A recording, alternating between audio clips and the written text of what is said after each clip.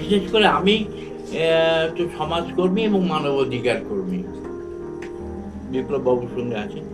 আমরা মানুষের কথা বলি, মানবতার কথা বলি, শান্তির কথা বলি, সেবার কথা বলি, বিশ্ব ভ্রাতৃত্বের কথা বলি। আমরা বলি বিভেদ নয়, ঐক্য চাই, সংঘাত নয়, সম্প্রীতি চাই, বিচ্ছিন্নতা নয়, সংহতি চাই। আমরা মানবতায় বিশ্বাসী, মানুষকে ভালোবাসাই আমাদের ঐতিহ্য, মানুষকে নিয়েই চলবো। আজকে এখানে ধর্ম করলাম, ধর্ম অন্তরে, আর মানুষ সবার উপরে, ঈশ্বর সব জায়গায় বিরাজ করছে।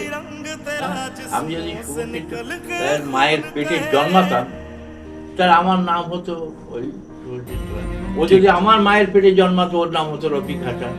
একদম স্রষ্টা ঈশ্বর। সুতরাং আমরা I am first man human being, then I am Muslim।